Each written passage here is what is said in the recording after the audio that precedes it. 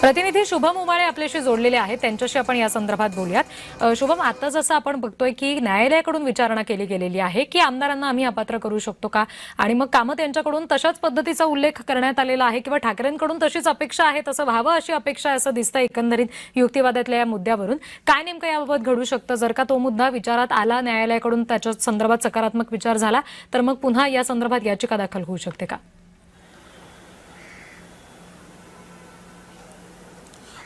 रिद्धी, खरं बघायला गेलं तर देवदत्त कामत हे संपूर्ण सुनावणी सुरू असताना या सुनावणीला आणि संपूर्ण प्रकरणाला एका वेगळ्या फ्लोमध्ये घेऊन जाताना सध्या दिसून येत आहेत। कारण की काही वेळ आधीच त्यांनी आता कोर्टापुढे असं एक म्हणणं मांडलेलं आहे की जर समजा 5 आमदारांचा एखादा पक्ष असेल आणि त्याच्यातून समजा 3 आमदार हे बाजूला निघून गेले किंवा त्या 5 पैकी 3 फूट पडली, तर मग तो तुम्ही संपूर्ण पक्ष हा मुद्दा सुद्धा उपस्थित झाला। शुभम, पुन्हा एकदा तुमच्याकडे येते। चिन्ह द्यायचं नसेल तर मग या संदर्भात सिब्बल यांच्याकडून म्हटलं गेलेले, सिब्बलानंतर ॲडव्होकेट कामत यांच्याकडून सुद्धा चिन्ह गोठवण्याची मागणी करण्यात आलेली आहे। आपण बघतोय शिवसेना पक्ष आणि चिन्हा संदर्भातली ही सगळी सुनावणी सुरू आहे, आणि मग चिन्ह जर आम्हाला द्यायचं नसेल तर ते गोठवा असं ॲडव्होकेट कामत यांच्याकडून म्हटलं गेलेलं आहे, जे कपिल सिब्बल यांनी सुद्धा म्हटलेलं होतं।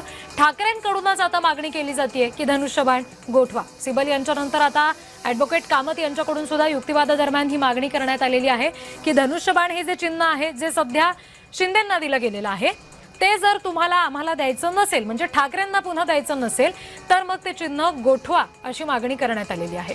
पुन्हा एकदा ज्येष्ठ सहकारी आणि प्रतिनिधी मनोज भोयर यांच्याकडे आपण जाऊयात, त्यांच्याकडून या संदर्भातलं विश्लेषण आता ऐकूयात। मनोज सर। अर्थात आपण पाहिलं म्हणजे हे सुप्रीम कोर्टामध्ये जी सुनावणी सुरू आहे, तर राजकीय पक्षांचं, खास करून शिंदेच्या म्हणजे शिंदे गटाचे, ठाकरे गटाच्या नेत्यांचं, आमदारांचं लक्ष लागून राहिलेलं आहे। इथे मी आता मंत्रालयामध्येच आहे आणि याच्या आजूबाजूचा जो परिसर आहे त्यात महत्त्वाचे सगळी कार्यालय आहेत। शिंदे गटाचं आहे, ठाकरे गटाचं आहे, याशिवाय राष्ट्रवादी काँग्रेस पक्षाच्या नेत्यांचं आणि आमदारांचंही लक्ष लागून राहिलं आहे। कारण अशाच प्रकारच्या घटना ह्या सगळ्या राष्ट्रवादी काँग्रेसमध्ये सुद्धा घडल्या आहेत, त्यांची काही प्रकरणं प्रलंबित आहेत।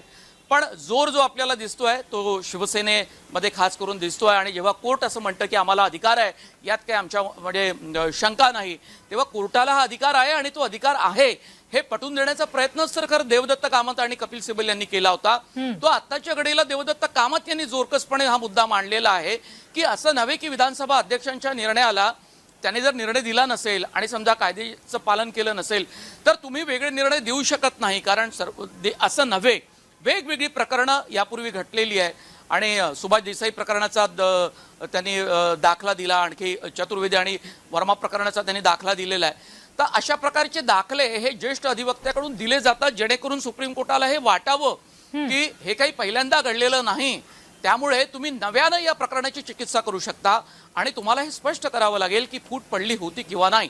कारण शिंदे गटाचं असं म्हणणं बाहेर आहे की शिवसेना हा आमचा मूळ पक्ष आहे आणि त्या पक्षातनं आम्ही बाहेर पडलेलो नाही, आम्ही त्याच पक्षात आहोत आणि त्याच पक्षात राहून आम्ही जे काही केलेलं आहे, वागलेलो आहे, जे काही निर्णय घेतलेले आहेत ते आम्ही घेतलेले आहेत। त्यामुळे काही वेगळा पक्ष आम्ही हा काही फोडलेला नाही, वेगळा गट स्थापन केलेला नाही।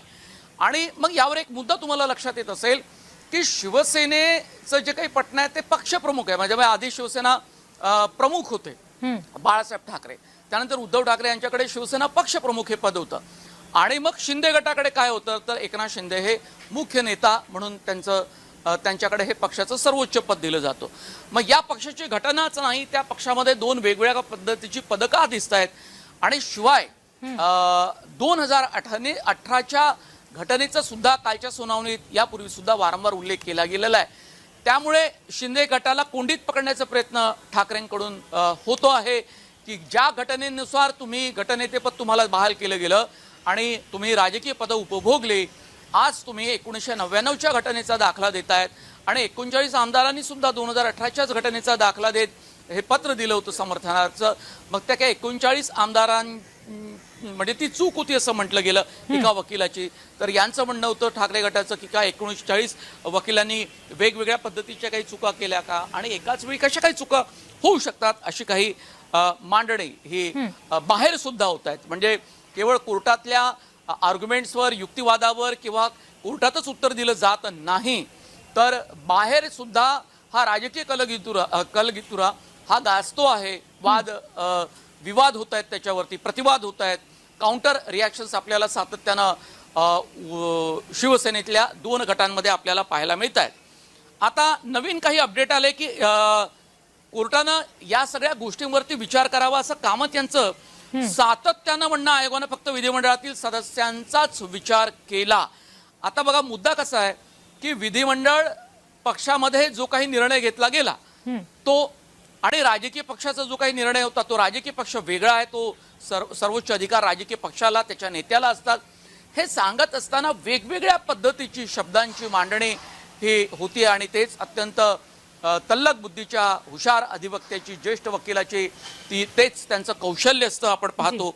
आणि वेगवेगळ्या पद्धतीनं त्याचा कीस पाडत राहणं, सुनावणीमध्ये आपली युक्तिवाद जोरकसपणे मांडणं आणि यामुळे सुनावणी लांबते आहे. कारण 2 दिवसांपूर्वीच 3 दिवसांपूर्वी यांची बाजू ठाकरे गटाची संपायला पाहिजे होती, पण मात्र वेगवेगळे दाखले देते सुनावणी आणखी लांबते आहे.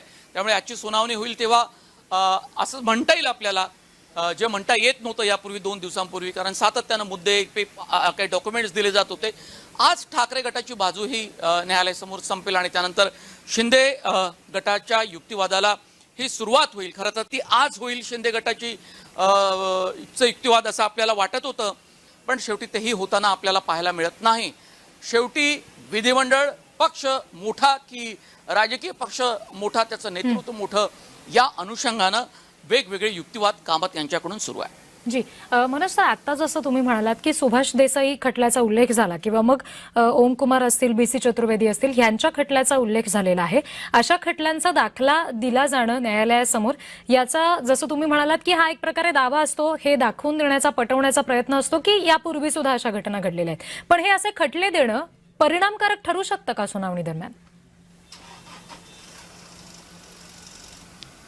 हो, कारण मग याचा परिणाम म्हणजे अपात्रतेच्या संदर्भातले जे काही युक्तिवादाचे मुद्दे आहे की यावर समजा कोर्टानं काही निर्णय दिला अंतिम निकालामध्ये, तर त्याचा भविष्यकालीन तर परिणाम होईल. आणि शिवाय आत्ताच्या घडीला हे जे युक्तिवाद आहे त्यावर कोर्टानं न्याय द्यावा, निकाल द्यावा असं ते म्हणतात. म्हणजे समजा नाही आम्हाला चिन्ह द्यायचं असेल, पक्षचिन्ह, आणि तर मग आणि नावही द्यायचं नसेल, तर तुम्ही पक्षाचं चिन्ह गोठवा. म्हणजे एकीकडे शिवसेनेचं जे धनुष्यबाण चिन्ह आहे आपल्याला मिळावं यासाठी कोर्टामध्ये खूप जोर लावण्यात येतो ठाकरे गटाकडनं, आणि हे चिन्ह आमचंच आहे असा दावा त्यांनी केला. पण नंतरच्या काळामध्ये आपण पाहिलं की निवडणूक आयोगानं त्यांना मशाल हे चिन्ह दिलं. मग हे मशाल चिन्हच त्यांनी जवळ केलं, त्या आधारे त्यांनी निवडणुका लढवल्या. पण अजूनही त्यांचं म्हणणं आहे की मूळ चिन्ह हे आमचंच आहे, ते त्यांना आम्हाला द्यावं. पण कधी कधी असं होतं की ते चिन्ह परत मिळणार नाही अशी शक्यता कदाचित वकिलांना, ज्येष्ठ वकिलांना वाटत असावी. त्यामुळे कालपासून त्यांनी एक नवीन रणनीती अवलंबली आणि त्यांचं म्हणणं आहे की पक्षाचं चिन्ह आम्हाला देणार नसाल, ते आमचंच आहे, आम्हाला द्या. ते आयोगानं अत्यंत चुकीच्या पद्धतीनं एकनाथ शिंदे गटाला दिलं, ते अत्यंत चुकीचं होतं. ते कसं चुकीचं होतं हे सांगण्याचा प्रयत्न सुद्धा केला. पण हे देणार नसाल तर आम्हाला ते नसेल देणार तर ते गोठवा. हे जर गोठवलं गेलं, अर्थात तो निर्णय आपल्याला माहीत नाही, कोर्टाचा निर्णय असेल, तो समजा गोठवलं गेलं तर ते एका पक्षाच्या जो आता मजबूत होऊ पाहतोय आणि महाराष्ट्रातला तो मोठा पक्ष झालेला आहे, एकनाथ शिंदे यांचं नेतृत्व सुद्धा हे महाराष्ट्रात मोठं झालंय, तर ते खूप मोठं नुकसान त्या पक्षासाठी होईल. आणि हाच मुद्दा कदाचित राष्ट्रवादी काँग्रेस पक्षाच्या बाबतीतही नंतर लागू होऊ शकतो. त्यामुळे पक्ष चिन्ह गोठवाच, आम्हाला देणार नसेल, तर हा जोरकसपणे युक्तिवाद केला जातोय. दुसरा मुद्दा आपण पाहतो की अपात्रतेचा जर मुद्दा आज संपला आपला, तर मग त्याच्या संदर्भात दिले गेलेले निर्णय हे पक्षचिन्हच्या संदर्भात सुद्धा परिणामकारक ठरू शकतात. अर्थात भविष्यकालीन वेगवेगळ्या प्रकरणामध्ये सुप्रीम कोर्टाचा निर्णय हा अत्यंत महत्त्वाचा ठरणारच आहे. वेगवेगळे घटनात्मक पेच सुप्रीम कोर्टासमोर सुद्धा निर्माण झालेले आहेत की आता नेमकं अपात्रतेच्या संदर्भामध्ये आपण काय निर्णय घ्यावा. विधानसभा अध्यक्षांनी त्यावेळेला तो निर्णय द्यायला पाहिजे होता, तो दिला गेला नाही. आणि तो का दिला गेला नाही हे राहुल नार्वेकर बाहेर सुद्धा सांगतायत माध्यमांच्या प्रतिनिधींना प्रतिक्रिया देताना. आता त्यावेळीच्या निर्णयाचा फायदा हा शिंदे गटाला निश्चितपणे झाला. त्या आधारे नंतर मग कोर्ट सुद्धा आता म्हणालं काल की त्यांच्याकडे विधिमंडळामध्ये बहुसंख्य आमदार होतेच, पण तुम्ही हे सांगा, कामत यांचं म्हणणं आहे की पक्षफूट झाली किंवा नाही आम्हाला हे आधी स्पष्ट करून ठीक आहे. सांगा की फूट झाली किंवा नाही, आणि समजा फूट झाली हे मान्य केलं तर 10व्या सूचीनुसार परिशिष्टानुसार खूप वेगवेगळ्या ठीक गोष्टी आहे. पक्षांतर बंदी कायद्याच्या संदर्भात, अँटी डिफेक्शन लॉच्या संदर्भात सांगितल्या